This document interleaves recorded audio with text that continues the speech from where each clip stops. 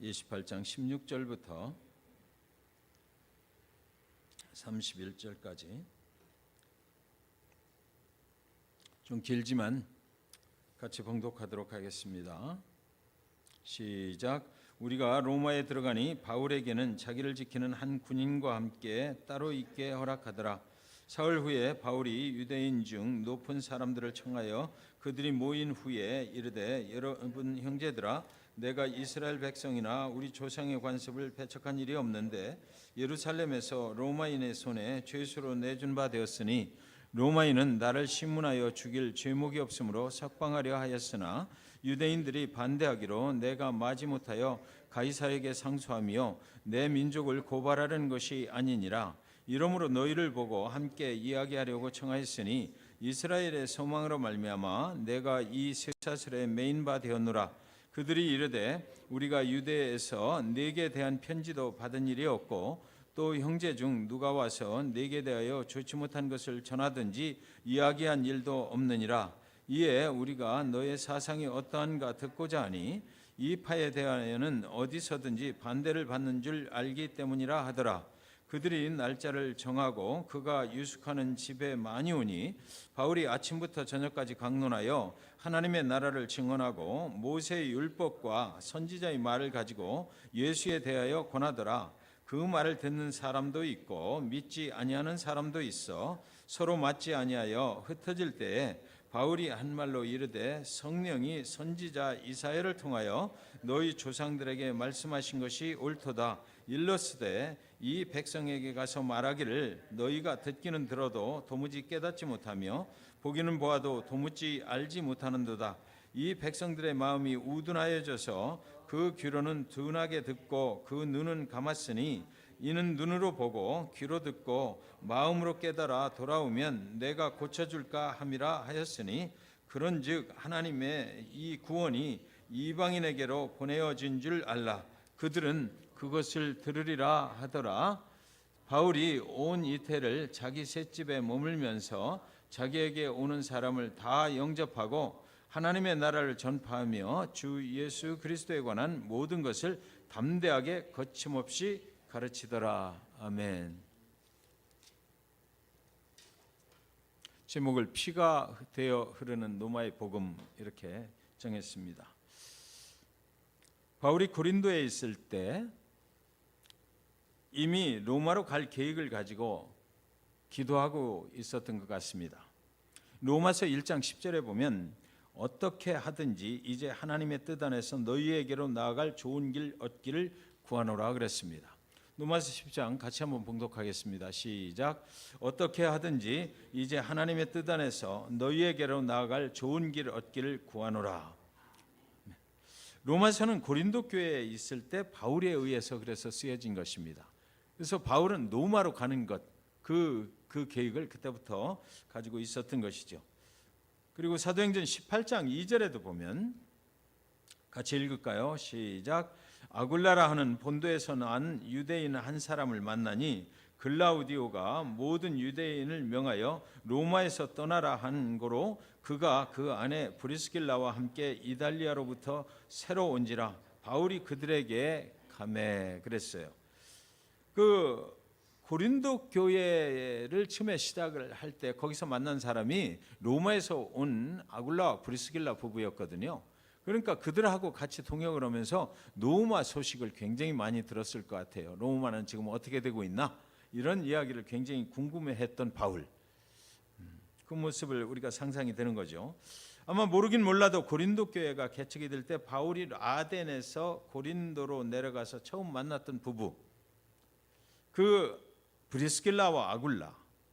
그런데 이들이 로마에서 왔지 않습니까? 로마에서 추방령이 내려지자 그때 고린도로 내려온 사람들이었어요.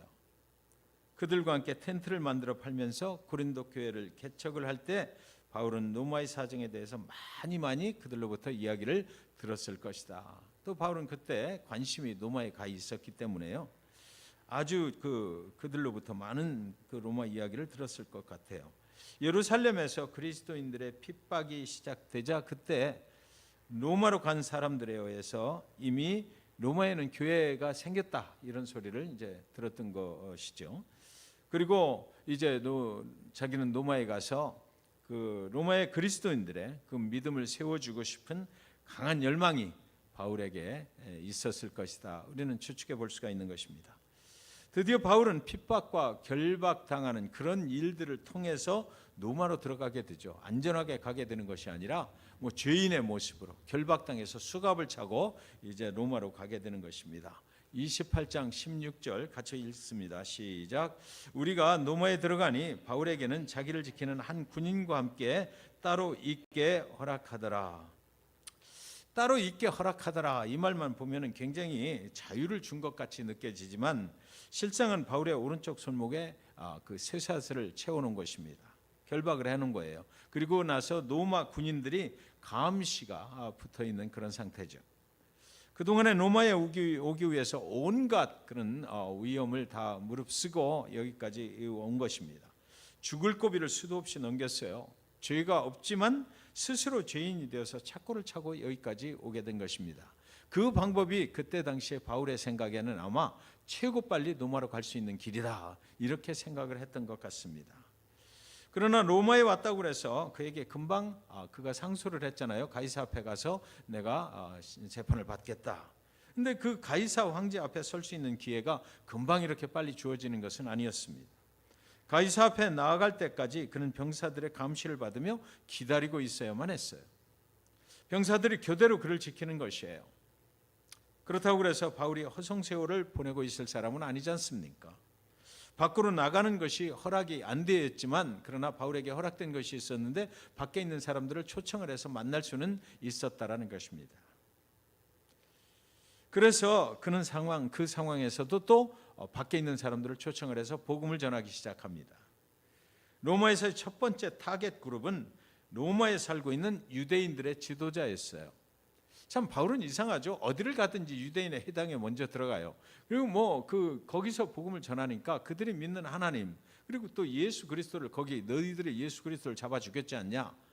이런 식의 복음을 막 전하니까 항상 유대인들의 지도자하고 싸움이 시작되는 거죠. 그래서 그 싸움을 통해서 또 자기는 핍박당하고 또 이렇게 환난을 당하면서 복음을 증거했다라는 것입니다. 그는 그런 사람이었어요. 유대인들의 지도자를 초청을 해서 이제 바울이 또 복음을 전하는 것입니다. 로마에 있는 유대인들의 지도자. 그들을 처음 만나기 시작했어요. 28장 17절 20절에 보시면 전 잘 안 보이시니까 제가 읽겠습니다. 사흘 후에 바울이 유대인 중 높은 사람들을 청하여 그들이 모인 후에 이르되 여러분 형제들아 내가 이스라엘 백성이나 우리 조상의 관습을 배척한 일이 없는데 예루살렘에서 로마인의 손에 죄수로 내준 바 되었으니 로마인은 나를 신문하여 죽일 죄목이 없으므로 석방하려 하였으나 유대인들이 반대하기로 내가 마지못하여 가이사에게 상소하며 내 민족을 고발하려는 것이 아니니라. 이러므로 너희를 보고 함께 이야기하려고 청하였으니 이스라엘의 소망으로 말미암아 내가 이 쇠사슬에 매인 바 되었노라 그랬습니다. 자, 이 상황을 가만히 보면 바울은 지금 그렇게 얘기하거든요. 나는 죄가 없으나 유대인들이 나를 죄를 씌워가지고 내가 이렇게 죄인이 되어서 지금 여기까지 오게 되었다. 그런데 내가 여기 와서 이제 너희와 함께 이야기를 하려고 너희를 청했다 이렇게 얘기해요. 근데 사실 가만히 보면은요, 우리가 사도행전 이제 오늘 마지막 날이지만 사도행전 그 바울의 그 복음 전하는 그 전략을 가만히 보면 자기 스스로 착고를 찬 거잖아요 지금. 예. 자기 스스로 핍박 가운데 당신 자신을 던져버리는 거예요. 그렇게 하고 부딪히고 싸우고 이러면서 이것이 바울의 전략이었던 것 같습니다. 이러면서 죽을 고비도 넘기고 막 이러면서 이렇게 안 하면 그때 당시에 복음을 전하기가 어려웠던 것 같아요. 그러니까 막 부딪히고 싸우면 스스로 자기 몸을 그렇게 결박당하고 핍박당하는데 던져버리면서 복음을 전해왔던 거죠. 그런데도 겉으로 말을 하기는 나는 죄가 없는데 당신들이 나를 그렇게 했다. 막 이렇게 이제 하면서 복음을 증거하는 그런 모습을 보게 됩니다. 여러분 그 사람들을 초청을 했다는 이 말 속에서 우리가 무엇을 볼 수가 있냐면 그러면서 나도 유대인이다. 이렇게 이제 이야기를 시작을 하는 거죠. 복음은 관계를 통해서 전해진다라는 것입니다. 복음을 들어줄 대상을 물색을 하고 그 대상과의 이야기를 통해서 복음을 전할 수 있는 거예요. 관계 형성에 실패하면 복음이 전해질 기회를 우리는 잃어버리게 되는 것이죠. 모이고 또 같이 만나서 또 커피도 마시고 또 밥도 같이 먹고 사회적으로 이렇게 함께 할 수 있는 환경을 만들고, 그리고 그 공동체를 통해서 직접적이든 간접적이든 예수를 말할 수 있게 되는 것이다. 그 관계를 통해서. 그래서 그 관계가 먼저 형성이 돼야 된다라는 거죠. 사람을 만나지도 못하는데 무슨 복음을 증거하겠어요? 어떻게든지 해서 만나야 되는 거죠. 만난 다음에 그리고 그 만남의 관계를 통해서 그 속에, 거기서 그 관계 속에서 우리가 이야기를 하면서 복음을 증거할 수 있어야 된다라는 것입니다. 특별히 이민 사회에서는 이 굉장히 중요한 거죠. 관계 중심의 전도. 서로 만나지를 못하잖아요. 여기 뭐 데이토나 비치에 200명의 한인들이 산다고 그러는데 그들이 어디 사는지 다 숨어 있어서 만날 수가 없어요. 그렇다고 그래서 뭐 하루 종일 왼종일 카스코 앞에 가서 서 있을 수만은 없잖아요. 그것도 가끔 우리 뭐 시장 갈 때 만나면 좋지만 그게 안 되는 거예요. 그러니까 어떻게 됐든 한 사람을 만나면 그때 번호를 따야 되는 겁니다. 그리고 관계를 다음번 약속을 꼭 만들어야지 돼요. 그거 첫 번째 만남에서 실패하면 그 다시는 만나지 못하게 될지도 모른다고요. 그러니까 우리가 어떤 때 이렇게 여기 계시는 한인분들하고 만났다. 그럼 그때 그 관계를 처음에 잘 좋게 해서, 그래서 우리가 어디 가서 사람 만나기 전에 먼저 준비를 하고 가야 될 것 같아요. 그래서 최소한 그 사람하고 같이 밥 한 끼 먹을 정도의 돈은 좀 주머니에 넣어갖고 가서, 카드를 잊어버리고 가면 안 되죠. 가지고 가서 밥 한 끼 합시다. 또 커피 한잔 합시다. 이렇게 해서 관계를 일단 형성을 해야 된다는 것입니다. 바울은 유대인들의 지도자들을 자기가 나갈 수 없으니까 초청을 했어요. 초청해서 이스라엘이 모세의 율법을 통하여 그동안 기다려왔던 이스라엘의 소망을 그들에게 전하는 것입니다. 구약 성경에 보면 메시아가 온다고 그랬지 않느냐. 우리 이스라엘을 회복할 그 메시아, 그 사람을 내가 알고 있다. 그렇게 이야기를 시작하는 것입니다. 나는 겉모습이나 소문난 것처럼 죄를 지은 죄인이 아니다. 그 소망의 예수를 전하기 위해서, 그 메시아를 전하기 위해서 스스로 가이사에게 상소를 해서 여기까지 왔습니다 라고 이렇게 말을 이제 시작을 하는 것입니다. 자기 소개를 그렇게 하는 거죠. 이 말을 들은 로마에 살고 있는 유대인의 지도자들의 마음속에 바울의 이야기를 듣고 싶어 했을 것은 틀림없는 사실입니다. 궁금하게 만드는 거죠. 저 사람이 도대체 누구인가? 우리는 대개 보면 사람을 만나면 상대방의 그 인적 사항을 캐내는데 너무 급해요. 그래서 막 그 상대방 누구인가에 대해서 너무 궁금하고 몇 년도생이냐 뭐 그거부터 시작해서 어디서 고향이 어디냐 막 그 사람 거를 물어보거든요. 그러니까 그 사람 거를 물어보기 전에 바울처럼 내 이야기를 먼저 해야 돼요. 나는 나이가 어떻게 됐고 이름은 뭐고 고향이 어디고, 그러고 나서 당신은 어떻게 됩니까? 라고 물어보는 것이 순서죠. 그래서 사실은 요즘은 또 자기 개인정보를 나누려고 하지 않는 그런 세상이잖아요. 그래서 상대방의 것을 너무 막 이렇게 우리가 막 관심이 있어 하면 좀 불안해하고 두려워한다고요. 잘 이제 좀 관계가 친숙해질 때까지 이렇게 기다렸다가 그런 걸 이제 물어보고 이러는 것이 굉장히 좋을 것 같습니다.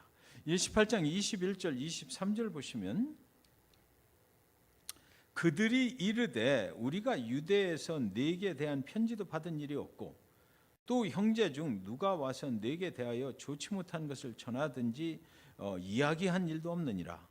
이에 우리가 너의 사상이 어떠한가 듣고자 하니, 이 사상이라는 소리는 어디서 나온 소리예요? 옛날에 아덴에서 그 철학자들과 변론을 할 때 우리가 네가 가지고 온 새로운 그런 사상을 우리가 듣고자 한다 그랬었잖아요. 이 로마에 가니까 또 이런 사람들이 또 있는 거예요. 그런 것을 듣고자 하니 이 파에 대하여는 어디서든지 반대를 받는 줄 알기 때문이라 하더라. 우리가 이제 바울이 들은 것이 있는데 그 예수 그리스도의 복음을 전하는 그 새로운 파가 생겼다. 그 파에 대해서는 우리가 들은 줄이 있다. 그들이 날짜를 정하고 그가 유숙하는 집에 많이 오니 바울이 아침부터 저녁까지 강론하여 하나님의 나라를 증언하고 모세의 율법과 선지자의 말을 가지고 예수에 대해서 권하더라. 이전에 로마에서 황제의 칙령에 의해서 로마에 살고 있는 그리스도인들이 추방을 당한 일을 그들은 기억하고 있었습니다. 그 파가 전하는 그 예수는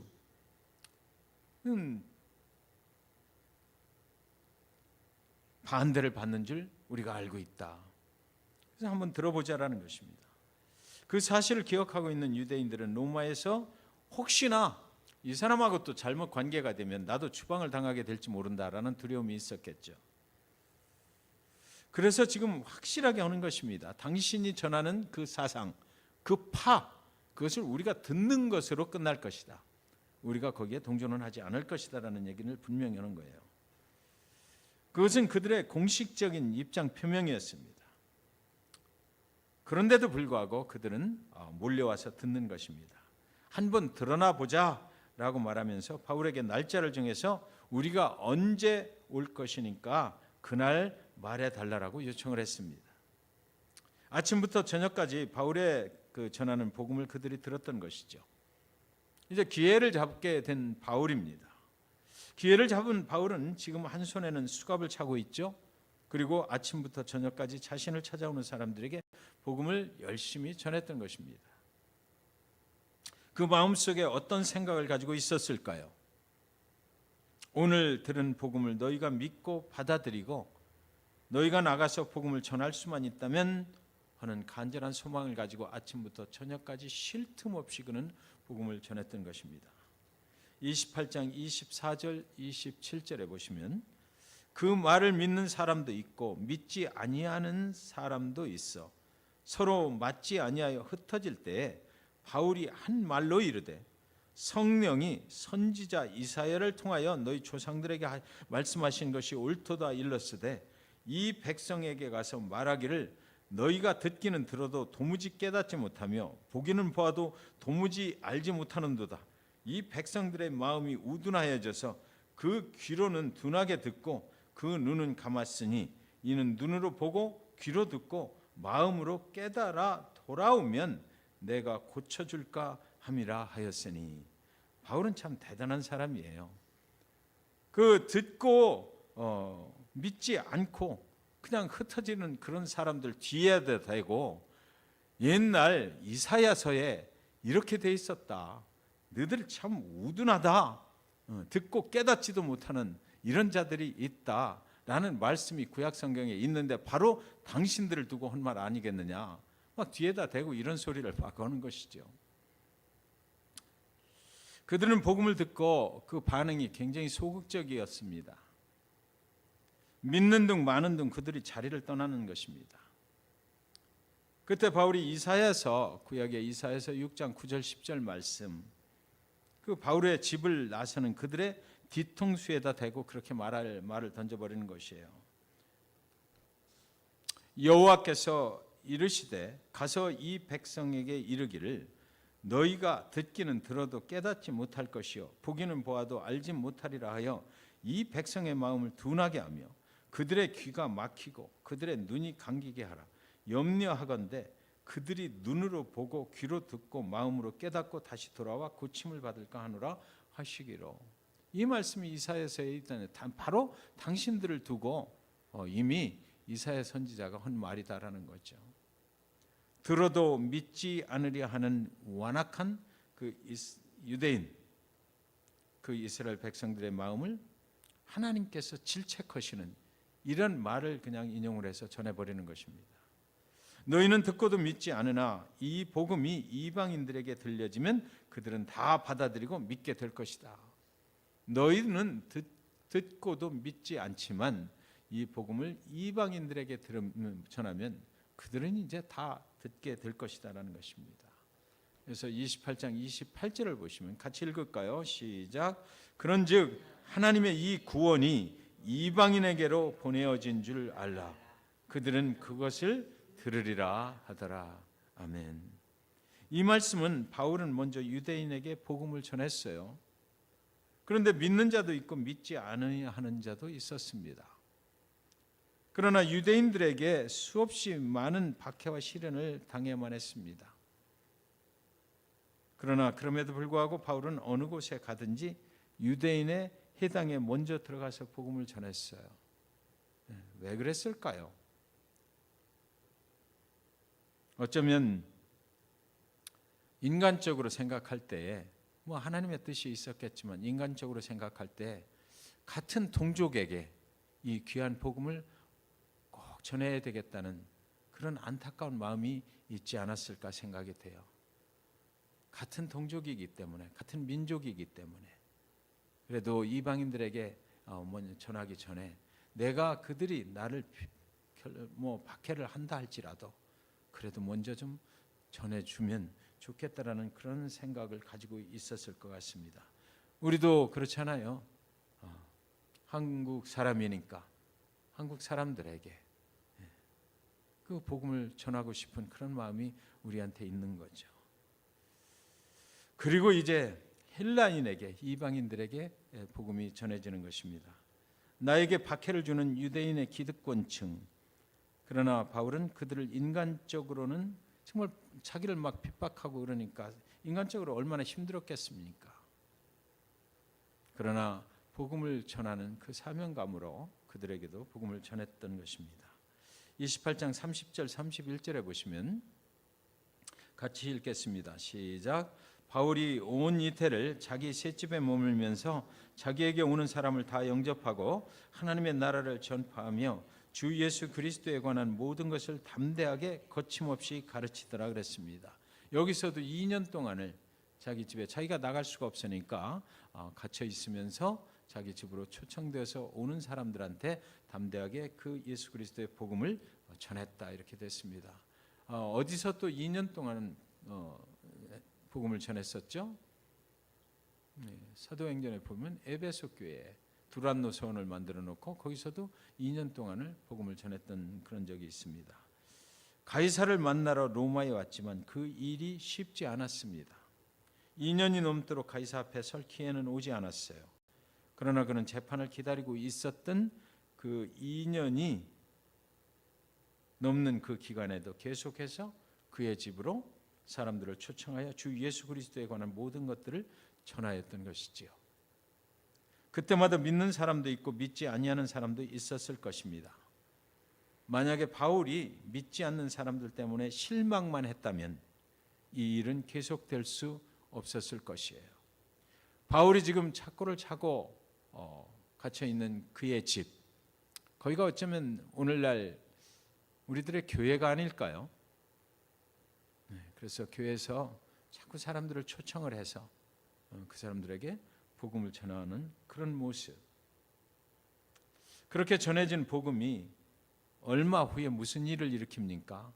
콘스탄티누스 그 황제가 로마에 기독교를 공식적인 국가 종교로 인정을 하는 일이 일어나는 것입니다. 바울이 그렇게 가서 씨를 뿌렸던 그 복음이 국가에 공식적으로 인정을 받게 되는 거예요. 로마의 국교로 인정을 받는 이런 일이 일어났어요. 하나님께서 집을 나간 아담과 하와를 찾아 나섭니다. 아담아 네가 어디 있느냐? 복음은 하나님으로부터 그렇게 시작이 되었어요. 동생 아벨을 죽인 형 가인에게도 하나님이 물으십니다. 네 아우 아벨이 어디 있느냐? 그리고 또 신약의 누가복음 15장에는 잃어버린 한 영혼을 애타게 찾으시는 하나님의 이야기가 거기 기록이 되어 있습니다. 사도행전의 많은 부분들은 하나님의 잃어버린 자녀들을 찾으시기 위한 하나님이 택하신 사람, 그 사도 바울의 이야기예요. 내가 어디 있느냐? 하나님이 저와 여러분에게도 물으신다는 생각이 들어요. 내가 지금 어디서 무엇을 하고 있느냐? 지금 저와 여러분은 어디에 있나요? 복음을 들고 전하는 사도 바울이 갇혀 있는 감옥에 함께 있나요? 바울이 연금되어 있는 감옥에서 사람들이 모여 들어올 때에 다리를 안내하고 그들을 반갑게 맞아들이는 그 바울의 사역을 돕고 있는 그 바울의 동역자들의 모습이 보이지 않습니까? 여러분이 혹시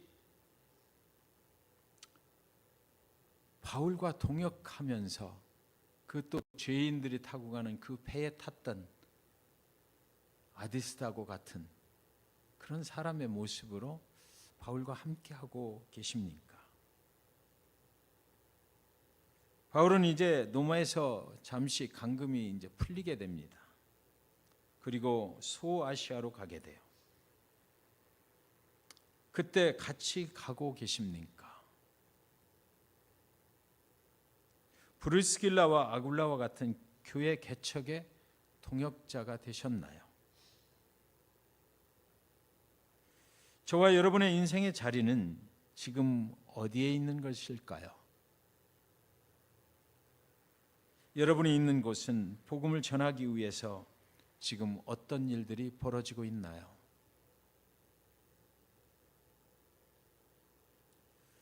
한국의 100주년 기념교회 이재철 목사님, 이분은 사업을 하시다가 예수를 믿고 목회자가 되어서 아주 한국 역사의 그 정통적인 그 복음을 전하신 그런 분이고, 그분이 써난 책들을 보면 너무나 참 복음적인 그런 이야기들이 많이 기록이 되어 있어서 정말 그리스도인다운 그런 사람입니다. 그가 옛날에 예수 믿기 전에 술에 잔뜩 취해서 늦게 귀가를 했다고 그래요. 그래서 우연히 아내의 일기장을, 잠들어 있는 아내의 일기장을 보게 됐답니다. 그 일기의 내용을 제가 읽어드리겠습니다. 그 아내의 일기에는 이렇게 기록이 되어 있어요. 나는 오늘도 버스를 타고 수유리 고개를 넘어갔다. 시골길을 하염없이 걸으면서 오늘도 어김없이 죽음을 생각했다. 약을 먹고 죽을까? 아니면 손목을 그어서 죽을까? 그러나 그것은 내가 취할 길이 아님을 나는 다시 한번 더 확인하고 되돌아왔다. 나를 살리기 위해 십자가에서 돌아가신 주님께서 주님의 뜻을 위해 내게 주신 남편이므로 나는 사랑해야만 한다. 나는 할 수 없지만 주님께서 사랑하라 명령하심으로 나는 사랑해야만 한다. 주님 도와주세요. 나의 약함을 주님께서 잘 아시잖아요. 술에 잔뜩 취해서 돌아온 이 이재철 씨는 그 아내의 일기를 읽고 통곡을 했다고 그럽니다. 그리고 그는 그 다음 그리스도인이 된 거예요. 그리고 한국에서는 가장 정통적인 그런 복음을 전하는 목회자로 얼마 전에 이제 은퇴를 하셨죠. 그렇게 쓰임을 받았던 것입니다.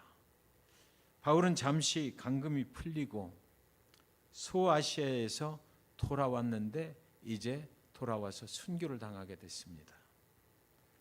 로마 화재 사건의 그 진상을 덮어버리기 위해서 그때 당시 로마의 황제 네로는 바울을 잡아 죽이는 거예요. 그리스도인들 때문이다라고. 그 화재 사건을 그리스도인들에게 그 책임을 돌려버렸던 것이죠. 저렇게 죽었습니다. 그림에 있는 대로 둥그런 그 쇠로 된 그 판 위에 바울의 목을 거기 걸쳐놓고, 그리고 나서 위에서 칼로 내리쳐서 죽여버리는 그 참수형으로 바울은 순교를 당하게 됐던 것이죠. 돌 위에 그의 목을 걸치고 칼로 내리쳐 죽이는 그 참수형을 그는 당했던 것이에요. 바울의 마지막 장면입니다. 바울의 목이 땅에 떨어졌을 때 3번 땅에서 그 목이 쿵쿵쿵 하고 이렇게 튀어올랐다고 그래요. 그리고 나서 그 후에 그 바울이 참수형을 당한 그곳에서는 맑은 생수가 나는 샘이 터졌다고 합니다. 지금도 그 자리에 가서 이렇게 귀를 기울여 보면 밑에서 물이 흘러가는 소리가 들려온다고 그래요.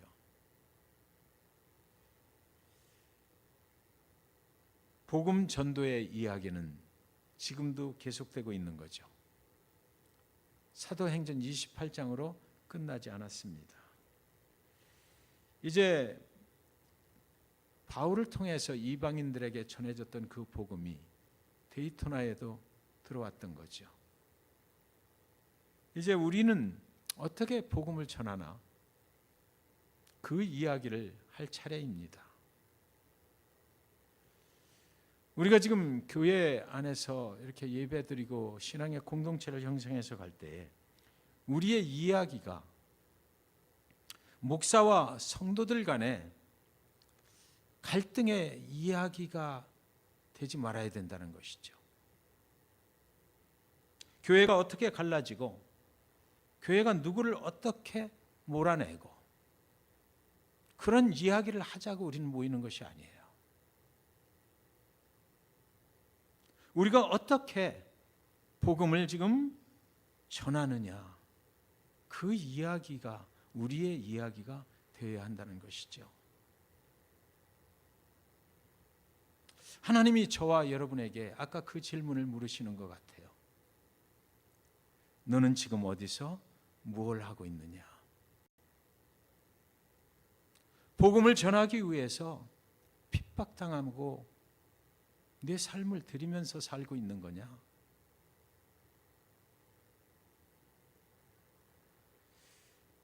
저는 사도행전 이제 오늘 마지막 시간인데 여기까지 오면서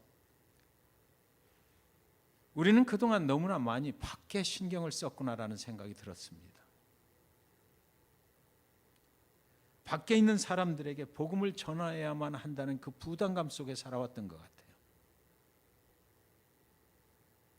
근데 정작 우리 교회 안에 또 내 안에 이 바울이 전한 예수 그리스도의 그 핵심적인 복음이 정말 나한테 있는가? 네. 어쩌면 그것도 없이 나는 그 예수 그리스도의 복음으로 은혜를 받아서 구원받지도 못한 상태로 그냥 주변 분위기에 이끌려서 밖에 있는 사람들한테 전도해야 된다. 밖에 있는 사람들한테 전도해야 된다. 내 삶이 복음의 은혜를 받아서 내 삶이 정말 그리스도인으로 되지도 못하고 내가 정말 구원의 확신도 없는 상태로 그것만 강조하면서 오지 않았나. 그런 생각이 좀 들더라고요. 얼마나 한국에 많은 선교사들이 배출을 했습니까? 얼마나 많은 교회들이 선교 여행을 갔습니까?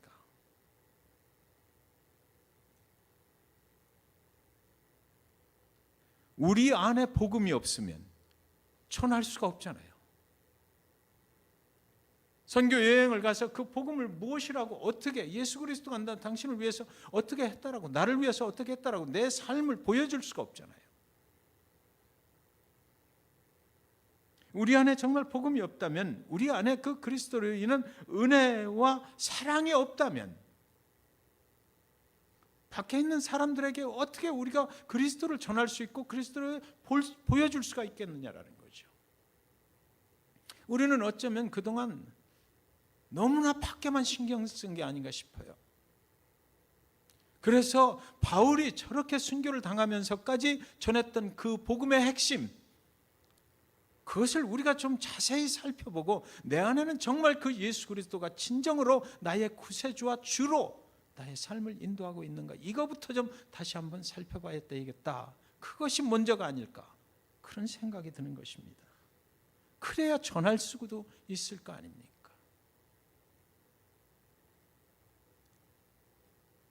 그래서 이 시간 잠시 우리가 좀 이렇게 생각을 좀 깊이 했으면 좋겠어요. 메말라진 우리의 심령이라고 우리는 말하거든요. 정말로 근데 우리가 예수 그리스도 그 은혜로 구원을 받은 사람이라면 우리의 심령이 하나님 아버지 앞에 메말라질 수가 있나요? 너무나 감사하잖아요. 항상 은혜스럽잖아요. 예배하지 아니하고는 배길 수가 없는, 전하지 아니하고는 배길 수 없는, 그것이 바로 복음이 아닐까 생각합니다. 성령의 감동, 감화, 역사하심이 우리 가운데 충만히 일어나게 되기를 우리는 기도해야 될 것 같습니다. 그래서 은혜의 단비를 우리에게 내려주셔서 그 복음으로 살게 하여 주시옵소서. 그 바울이 전했던 그 예수 그리스도가, 내가 믿는 예수 그리스도가 되어야만 된다라는 거죠. 우리가 정말 구원받은 성도라면 하나님을 예배하기에 힘쓰고 전심으로 하나님의 말씀을 사모하는 믿음, 그 믿음이 있어야 되겠죠. 그것을 우리에게 허락해 주시옵소서. 그렇게 되면 우리 교회 안에 소망이 넘치게 될 것이라고 저는 믿습니다.